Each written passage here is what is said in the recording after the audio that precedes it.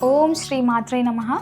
మార్చి 3వ తేదీ శ్రీ విశ్వావసునామ సంవత్సరం ఫాల్గుణ మాసం, ఉత్తరాయణం, శిశిర ఋతువు, మంగళవారం. తిథి పౌర్ణమి, సాయంత్రం 5:01 వరకు. నక్షత్రం మక, ఉదయం 7:32 వరకు. తదుపరి ఉబ్బ. వర్జం ఉదయం 3:35 నుండి 5:11 వరకు. దుర్ముహూర్తం ఉదయం 8:41 నుండి 9:25 వరకు. తదుపరి రాత్రి 10:58 నుండి 11:47 వరకు. రాహుకాలం మధ్యాహ్నం 3 గంటల నుండి సాయంత్రం 4:30 వరకు. అమృతకాలం ఉదయం 6:46 తిరిగి రాత్రి 1:13 నుండి 2:50 వరకు. సూర్యోదయం ఉదయం 6:22 సూర్యాస్తమయం సాయంత్రం 6:03. ఈరోజు విశేషం ఫాల్గుణ పౌర్ణమి చంద్రగ్రహణం. ప్రతి మాసంలోని పౌర్ణమికి ఓ ప్రత్యేకత, విశిష్టత ఉంటుంది. పౌర్ణమి రోజున చేసే పూజలకు విశేషమైన ఫలితాలు లభిస్తాయని ఆధ్యాత్మిక గ్రంథాలు చెబుతున్నాయి. అలా మహాఫాల్గుని అని పిలువబడే పాల్గొన పౌర్ణమి రోజుకి కూడా ఓ విశిష్టత ఉంది. మదురైలో కొలువైన మీనాక్షిదేవి అమ్మవారు సుందరేశ్వర స్వామి కోసం తపస్సు చేసి ఆయనను భర్తగా పొందింది ఈ రోజునే అని స్థల పురాణం చెబుతోంది. ఈ పౌర్ణమిని హోళికా పూర్ణిమ అని కూడా అంటారు. పరమశివుడు తన ధ్యానానికి భంగం కలిగించిన మన్మధుడిని 3వ కంటితో భస్మం చేసింది ఈ రోజునే. మన్మధుడికి కాముడు అనే పేరు కూడా ఉంది. అందువలన దీనిని కాముని పున్నమి అని కూడా అంటారు. ఈ రోజున సదాశివుణ్ణి, శ్రీకృష్ణ పరమాత్ముని పూజించడం వలన అనంతమైన ఫలితాలు కలుగుతాయని ఆధ్యాత్మిక గ్రంథాలు చెబుతున్నాయి. ఇక ఈరోజు ఇంకొక విశేషం కూడా ఉంది. శ్రీ విశ్వావసునామ సంవత్సరంలో చివరిదైన పాక్షిక గ్రస్తోదయ చంద్రగ్రహణం 2026 మార్చి 3వ తేదీన అంటే ఈ రోజునే సంభవించనుంది. పాల్గొన పౌర్ణమి రోజున పూర్వ పాల్గుని అంటే పుబ్బా నక్షత్రంలో సింహరాశిలో ఈ కేతుగ్రస్త పాక్షిక చంద్రగ్రహణం ఏర్పడుతుంది. ముఖ్యంగా ఈ గ్రహణం మన భారతదేశంలో స్పష్టంగా కనిపించనుండడం వల్ల సనాతన ధర్మాన్ని పాటించే వారంతా తప్పనిసరిగా గ్రహణ నియమాలను, శాంతులను ఆచరించాలని పండితులు సూచిస్తున్నారు. మన దేశంలో చంద్రుడు ఉదయించే సమయానికే గ్రహణం పట్టి ఉండడం వల్ల దీనిని గ్రస్తోదయ చంద్రగ్రహణం అని వ్యవహరిస్తారు. కాలమానం ప్రకారం పరిశీలిస్తే మార్చి 3న మధ్యాహ్నం 3:21 ఈ చంద్రగ్రహణం భారతదేశపు తూర్పు, ఈశాన్య ప్రాంతాలతో పాటు సింగపూర్, చైనా వంటి దేశాల్లోని కొన్ని ప్రాంతాల్లో ప్రారంభమవుతుంది. సాయంత్రం 5:03 గ్రహణ మధ్య కాలం, 5:32 గ్రహణ మధ్య సంపూర్ణ కాలం ఏర్పడతాయి. సాయంత్రం 6:48 గ్రహణ మోక్ష కాలం అంటే గ్రహణం పూర్తిగా విడిచిపెట్టే సమయం ముగుస్తుంది. మొత్తంగా ఈ గ్రహణం ఏర్పడే పూర్తి సమయం 3:27 ఉంటుంది. భారతదేశంలో సాయంత్రం సుమారు 6:20 చంద్రోదయం అయిన తర్వాత ఈ గ్రహణం మనకు 25 నిమిషాల నుంచి 40 నిమిషాల వ్యవధి పాటు దర్శనమిస్తుంది. అందువల్ల గ్రహణ సమయంలో ఆలయాలను మూసివేయడం, ప్రత్యేక పూజలు చేయడం పరిపాటి. గ్రహణ సమయంలో మన జీవన శైలిలో పలు ప్రత్యేక నియమాలను పాటించడం అత్యంత ఆవశ్యకం. సనాతన ధర్మాన్ని విశ్వసించేవారు, గృహస్థాశ్రమ నియమాలు పాటించేవారు మధ్యాహ్నం 12 గంటల లోపే భోజనాది కార్యక్రమాలను పూర్తి చేసుకోవాలి. ఆ తరువాత గ్రహణ సమయం పూర్తయ్యే వరకు ఎలాంటి కఠిన లేదా ద్రవ ఆహారాన్ని స్వీకరించకుండా ఉండడం ఆరోగ్యపరంగా, ఆధ్యాత్మిక పరంగా చాలా మంచిది. గ్రహణానికి ముందు పట్టు స్నానం చేయాలి. ఈ సమయంలో సబ్బులు కానీ, షాంపూలు కానీ ఉపయోగించకూడదు. అదేవిధంగా గ్రహణం విడిచిపెట్టిన తరువాత విడుపు స్నానం ఆచరించాలి. ముఖ్యంగా గర్భిణీ స్త్రీలు, అనారోగ్యంతో బాధపడేవారు గ్రహణాన్ని ప్రత్యక్షంగా వీక్షించకుండా ఇంటి లోపలే ఉండి భగవన్నామ స్మరణ చేసుకోవాలని శాస్త్రాలు స్పష్టంగా చెబుతున్నాయి. గ్రహణ సమయాన్ని అత్యంత పవిత్రమైన పుణ్యకాలంగా పరిగణిస్తారు. ఈ కాలంలో చేసే జప, తప, ధ్యానాలకు సాధారణ రోజుల కంటే విశేషమైన రెట్టింపు పుణ్యఫలం లభిస్తుంది.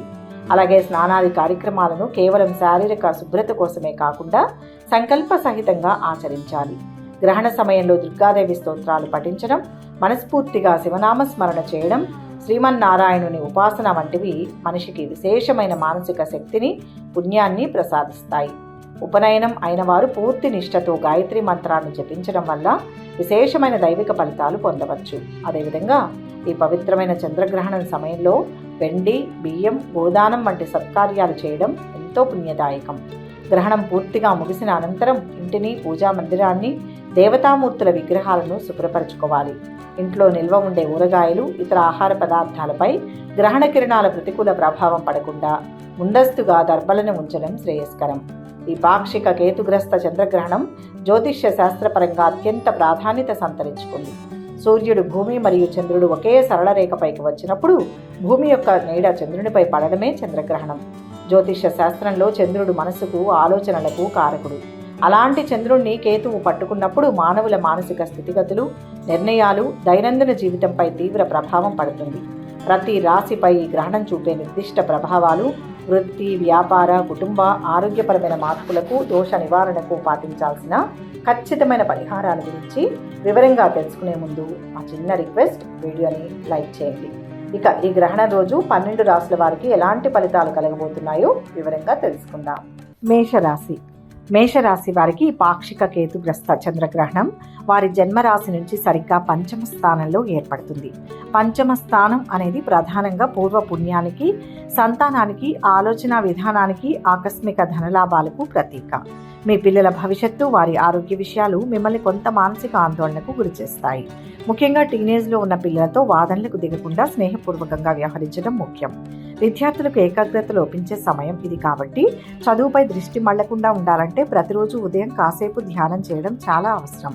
ఆర్థికంగా చూస్తే ధనాదాయం బాగానే ఉన్నప్పటికీ దానికి తగ్గట్టుగా ఊహించని ఖర్చులు వచ్చి పడతాయి. ఇది పొదుపు చేయాల్సిన సమయం. ముఖ్యంగా షేర్ మార్కెట్, క్రిప్టో కరెన్సీ లేదా ఇతర రిస్క్తో కూడిన పెట్టుబడులకు ఈ సమయం ఏమాత్రం అనుకూలం కాదు. అత్యాశకు పోతే ఉన్న ధనం కోల్పోయే ప్రమాదం ఉంది. ఉద్యోగస్తులకు ఆఫీసులో మీ పనితీరుకు ప్రశంసలు దక్కుతాయి. అయితే సహోద్యోగులతో అనవసరమైన వాదనలకు దిగడం వల్ల మీ ఇమేజ్ దెబ్బతినే అవకాశం ఉంది. ప్రేమ వ్యవహారాలలో ఉన్న వారికి చిన్నపాటి అపార్థాలు పెద్దవిగా మారే ప్రమాదం ఉంది. కాబట్టి సంయమనం పాటించండి. ఈ ప్రతికూలతలను దాటి సత్ఫలితాలు పొందడానికి గ్రహణ సమయంలో లేదా మరుసటి రోజున శివాలయంలో ఆవు నెయ్యితో దీపం వెలిగించండి. ఓం నమః శివాయ అనే పంచాక్షరి మంత్రాన్ని కనీసం 108 సార్లు జపించండి. గ్రహణం విడిచిన తరువాత గోధుమలు లేదా ఎర్రకందులను పేదలకు దానం చేయడం వల్ల దోషాలు తొలగి కార్యసిద్ధి కలుగుతుంది.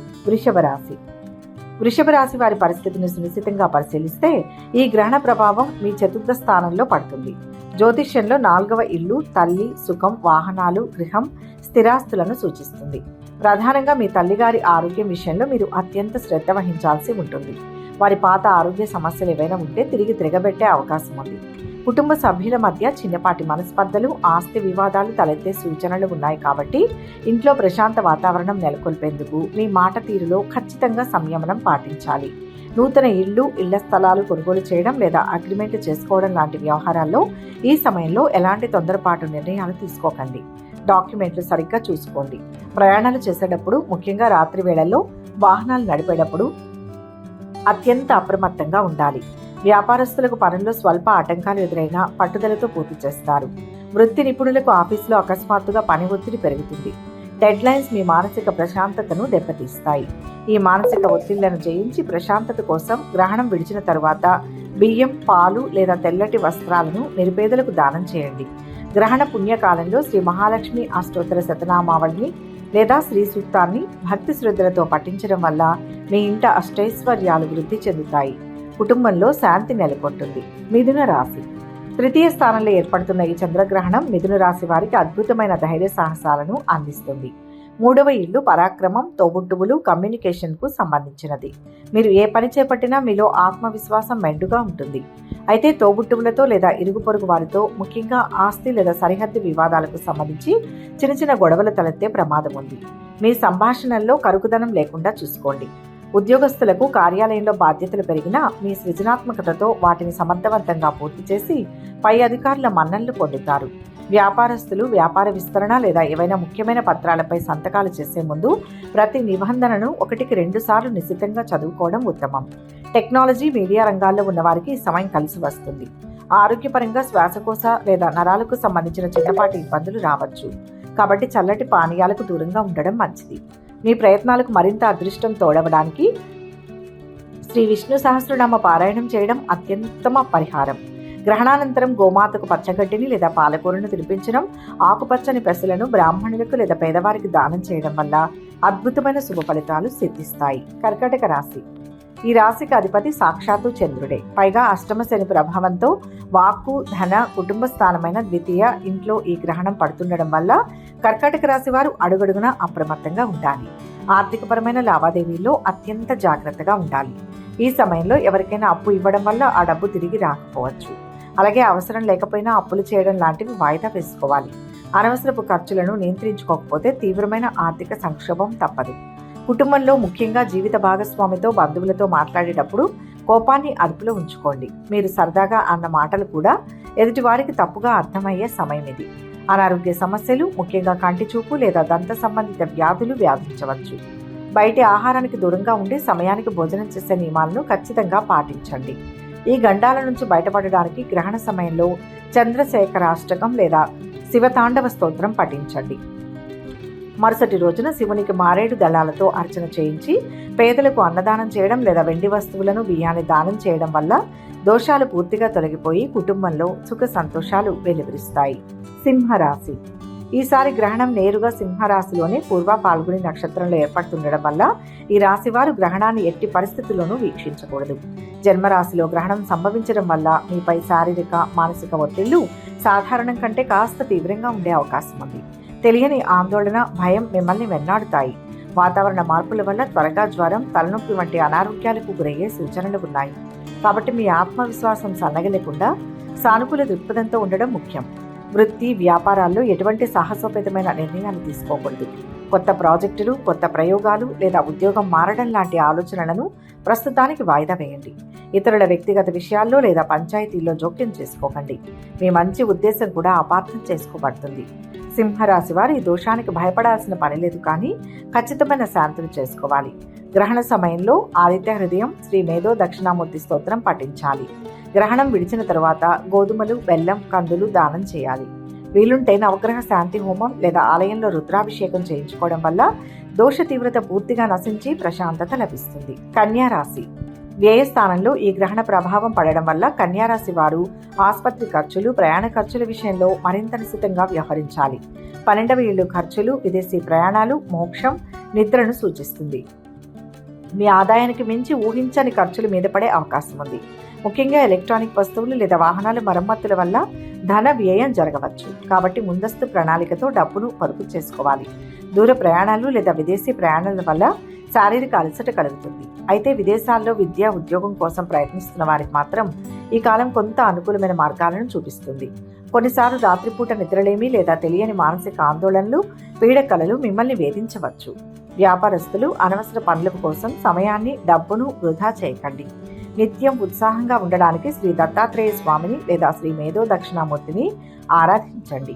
గురువారం నాడు దక్షిణామూర్తి స్తోత్రాన్ని పఠించడం వల్ల నల్ల నువ్వులు, మినుములు లేదా పచ్చ పెసలను దానం చేయడం శ్రేయస్కరం. ఆవుకు అరటిపండ్లు తినిపించడం కూడా మీకు విశేషమైన మేలును చేకూరుస్తుంది. తులారాశి. లాభస్థానంలో అంటే ఏకాదశ భావంతో ఏర్పడుతున్న ఈ చంద్రగ్రహణం తులారాశి వారికి ఆశించిన స్థాయిలో అత్యంత అనుకూల, అద్భుత ఫలితాలను ఇవ్వబోతోంది. జ్యోతిష్యంలో 11వ ఇంట్లో ఏ గ్రహం ఉన్నా లేదా గ్రహణం పట్టినా అది విశేషమైన శుభ ఫలితాలను ఇస్తుంది.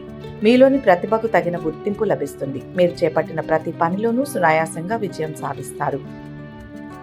సమాజంలో పలుకుబడి ఉన్న వ్యక్తులతో పరిచయాలు ఏర్పడతాయి. వ్యాపారస్తులకు, ముఖ్యంగా భాగస్వామి వ్యాపారాల్లో ఉన్న వారికి ఆశించిన మేర భారీ లాభాలు అందుతాయి. కొత్త ఆదాయ మార్గాలు తెరుచుకుంటాయి. పెండింగ్లో ఉన్న బకాయిలు చేతికి అందుతాయి. దీర్ఘకాలిక పెట్టుబడుల నుంచి మంచి రాబడి వస్తుంది. అన్ని సానుకూలంగా ఉన్నప్పటికీ స్నేహితులు లేదా అన్నదమ్ములతో ధన సంబంధిత లావాదేవీల వల్ల చిన్నపాటి విభేదాలు రాకుండా ముందుగా జాగ్రత్త పడడం ముఖ్యం. ఎవరికి పూచీకత్తు సంతకాలు చేయవద్దు. అత్యాశకు పోకుండా వచ్చిన దాంతో సంతోషంగా ఉండడం నేర్చుకోవాలి. ఈ సానుకూల ఫలితాలను మరింత వృద్ధి చేసుకోవడానికి గ్రహణ పుణ్యకాలంలో శ్రీ లలితా సహస్రనామ స్తోత్రాన్ని లేదా కనకధార స్తోత్రాన్ని పారాయణం చేయాలి. శుక్రవారం నాడు అమ్మవారికి గులాబీ పూలతో కుంకుమార్చన చేయించడం, పేద ముత్తైదువులకు పసుపు, కుంకుమ, తెల్లటి వస్త్రాలను దానం చేయడం చాలా మంచిది. వృశ్చిక రాశి. కర్మస్థానం లేదా దశమ స్థానంలో ఏర్పడే గ్రహణం వల్ల వృశ్చిక రాశి వారికి కెరియర్ పరంగా, సమాజంలో కీర్తి ప్రతిష్టల పరంగా విశేషమైన మార్పులు రాబోతున్నాయి. మీరు ఉద్యోగంలో ఎంత నిబద్ధతతో పనిచేసినా దానికి తగిన గుర్తింపు రావడం లేదన్న భావన కలుగుతుంది. పై అధికారులతో లేదా సహోద్యోగులతో వాదనలకు దిగకుండా ఓపికగా ఉండడం చాలా అవసరం. పని ఒత్తిడి విపరీతంగా పెరిగినా ఆశించిన ప్రమోషన్లు కాస్త ఆలస్యమైనా నిరాశపడవద్దు. మీ స్థిరత్వమే మిమ్మల్ని కాపాడుతుంది. కుటుంబ పరంగా మీ తండ్రి గారి ఆరోగ్య విషయంలో శ్రద్ధ వహించాలి. వారితో సత్సంబంధాలు కొనసాగించండి. వారి సలహాలను పాటించండి. వృత్తిరీత్యా ఆకస్మిక సుదూర ప్రయాణాలు చేయాల్సి రావచ్చు. కాబట్టి ప్రయాణాల్లో వస్తువుల పట్ల జాగ్రత్త అవసరం. వ్యాపారులకు ప్రభుత్వపరమైన పన్నులు లేదా లైసెన్సుల విషయంలో కొన్ని అడ్డంకులు రావచ్చు. ఉద్యోగ, వృత్తి, వ్యాపారాల్లో ఉన్నత శిఖరాలను అధిరోహించడానికి ఆంజనేయ స్వామి ఆరాధన అత్యంత ఫలప్రదం.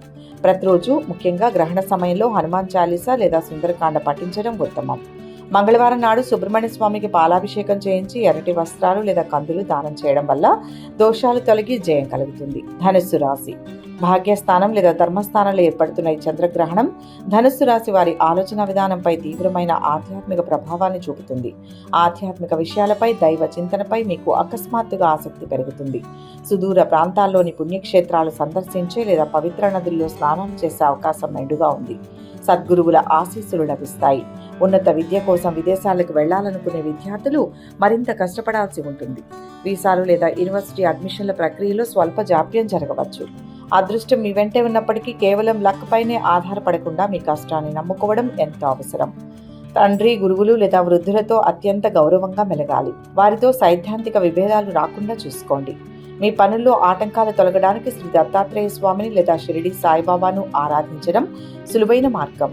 గ్రహణ సమయంలో గాయత్రి మంత్రాన్ని జపించడం లేదా గురుచరిత్ర పారాయణం చేయడం విశేష ఫలితాలను ఇస్తుంది. పేద విద్యార్థులకు పుస్తకాలు, విద్యా సామగ్రిని లేదా పసుపు రంగు వస్త్రాలు, శనగలను దానం చేయడం వల్ల అద్భుతమైన శుభ ఫలితాలు కలుగుతాయి. మకర రాశి. అష్టమ స్థానంలో లేదా ఆయుష్ స్థానంలో గ్రహణ దోషం ఏర్పడుతున్నందున మకర రాశి వారు ఈ సమయంలో ఏమాత్రం నిర్లక్ష్యంగా ఉండకూడదని జ్యోతిష్య నిపుణులు ఖచ్చితంగా హెచ్చరిస్తున్నారు. మీ శారీరక, మానసిక ఆరోగ్య విషయంలో అశ్రద్ధ ఏమాత్రం పనికిరాదు. చిన్నపాటి జ్వరం లేదా నొప్పులకైనా వెంటనే వైద్యులను సంప్రదించడం ఉత్తమం. వాహనాలు నడిపేటప్పుడు అత్యంత శ్రద్ధ అవసరం. స్పీడ్ డ్రైవింగ్ మానుకోండి. రాత్రిపూట ప్రయాణాలు ఖచ్చితంగా వాయిదా వేసుకోండి. ఆఫీసులో లేదా వ్యాపారంలో రహస్య శత్రువుల వల్ల ఇబ్బందులు రావచ్చు. కాబట్టి మీ భవిష్యత్తు ప్రణాళికలను ఎవ్వరితోనూ పంచుకోకుండా గోప్యంగా ఉంచుకోవడం ఉత్తమం. ఆర్థిక వ్యవహారాల్లో మోసపోయే ప్రమాదం ఉంది కాబట్టి అపరిచితులతో ఆర్థిక లావాదేవీలు ఇవ్వద్దు. ఈ కష్టకాలం నుంచి గట్టెక్కడానికి గ్రహణ సమయం తర్వాత తప్పనిసరిగా శివాలయ దర్శనం చేసుకోండి. మహామృత్యుంజయ మంత్రాన్ని కనీసం 108 సార్లు జపించండి. నల్ల నువ్వులతో శనీశ్వరునికి తైలాభిషేకం చేయించడం, వికలాంగులకు ఆహారం పెట్టడం, ప్రతిరోజు కాకులకు అన్నం వేయడం వల్ల గండాలు తొలగిపోయి ఆయురారోగ్యాలు పెరుగుతాయి. కుంభరాశి. సప్తమ స్థానంలో లేదా కళత్ర స్థానంలో ఏర్పడే ఈ గ్రహణం కుంభరాశి వారి వ్యక్తిగత జీవితంపై, ముఖ్యంగా వైవాహిక జీవితంపై, వ్యాపార భాగస్వామ్యాలపై కాస్త ప్రతికూల ప్రభావాన్ని చూపవచ్చు. జీవిత భాగస్వామితో చిన్న చిన్న విషయాలకే అపార్థాలతో గొడవలు రావచ్చు. మీ అహాన్ని పక్కన పెట్టి ఒకరినొకరు అర్థం చేసుకుని క్షమించే గుణాన్ని అలవర్చుకొని ముందుకు సాగాలి. ఇతరుల మాటలు విని కుటుంబంలో కలహాలు సృష్టించుకోవద్దు.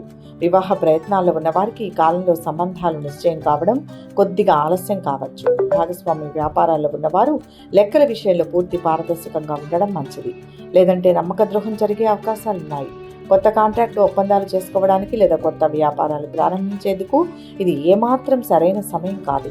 దాంపత్య సుఖం, మానసిక ప్రశాంతత కోసం శివ పార్వతుల కళ్యాణం చేయించడం లేదా ఆలయంలో దర్శించడం ఎంతో శ్రేయస్కరం. గ్రహణం ముగిసిన మరుసటి రోజున శివునికి బిల్వార్చన చేయించి పేదలకు అన్నదానం చేయడం మంచిది. గ్రహణ సమయంలో శివ పంచాక్షరి మంత్రాన్ని జపించడం, ముత్తైదువులకు వెండి లేదా నువ్వులను దానం చేయడం వల్ల సత్ఫలితాలు పొందవచ్చు. మీనరాశి. 6వ ఇంట్లో అంటే శత్రు, రోగ, రుణ స్థానంలో ఏర్పడుతున్న ఈ చంద్రగ్రహణం మీనరాశి వారికి ఊహించని విధంగా విశేషమైన సానుకూల ఫలితాలను తీసుకురాబోతోంది. మీలో ధైర్యం, ఆత్మవిశ్వాసం రెట్టింపవుతాయి. దీర్ఘకాలికంగా మిమ్మల్ని వేధిస్తున్న శత్రువులపై లేదా పోటీదారులపై మీరు స్పష్టమైన విజయం సాధిస్తారు. కోర్టు కేసులు లేదా ఇతర చట్టపరమైన ఆస్తి వివాదాల్లో మీకు అనుకూలంగా తీర్పులు వచ్చే అవకాశం మెండుగా ఉంది. పోటీ పరీక్షలకు సిద్ధమవుతున్న విద్యార్థులకు, నిరుద్యోగులకు ప్రభుత్వ లేదా ప్రైవేట్ రంగంలో మంచి ఉద్యోగ లాభం కలగడానికి ఇది అద్భుతమైన సమయం. గతంలో ఉన్న దీర్ఘకాలిక అనారోగ్య సమస్యల నుంచి బయటపడి మీ ఆరోగ్యం మెరుగుపడుతుంది. అయితే మీకున్న ఉత్సాహంలో ఆడంబరాల కోసం అనవసరమైన అప్పులు చేయకుండా ఉండడం, ఆర్థిక క్రమశిక్షణ పాటించడం మంచిది. విజయాలు నిరంతరం కొనసాగడానికి, ఎలాంటి కంటి చూపు దోషాలు, నరఘోష తగలకుండా ఉండడానికి శ్రీ దుర్గాదేవి ఆరాధన క్రమం తప్పకుండా చేయాలి. గ్రహణ సమయంలో ఖడ్గమాల స్తోత్రం లేదా దేవి మహత్యం పఠించడం, నిరుపేద రోగులకు మందులు లేదా పండ్లు దానం చేయడం వల్ల మీరు తలపెట్టిన అన్ని కార్యాల్లోనూ తిరుగులేని విజయం మిమ్మల్ని వరిస్తుంది. గ్రహణ సమయాలు మళ్ళీ ఒకసారి చెప్తున్నాం, గుర్తుపెట్టుకోండి. గ్రహణ ప్రారంభం మధ్యాహ్నం 3:21 నుంచి తూర్పు ఈశాన్య భారత ప్రాంతాల్లో కనిపిస్తుంది.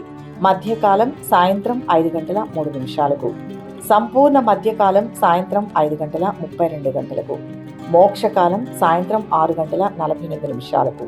మొత్తం వ్యవధి సుమారు 3:27. సింగపూర్, చైనా వంటి కొన్ని దేశాల్లో ఈ గ్రహణం స్పష్టంగా కనిపించనుంది. ఈ గ్రహణం అనంతరం అన్ని రాసుల వారు విడుపు స్నానం చేయాలి. ఇంటిని, పూజా మందిరాన్ని, దేవతా విగ్రహాలను శుభ్రపరచాలి. నిల్వ ఆహార పదార్థాలపై దర్భ ఉంచడం శ్రేయస్కరం. గ్రహణ సమయాన్ని శాస్త్రాలు పుణ్యకాలంగా పేర్కొంటాయి. ఆ సమయంలో చేసిన సత్కార్యాలు అనేక రెట్ల ఫలితాన్నిస్తాయని విశ్వాసం. అందువల్ల శాస్త్రోక్త విధానాలను పాటించి ఆధ్యాత్మిక చైతన్యంతో ఈ గ్రహణాన్ని ఆచరించడం మేలు.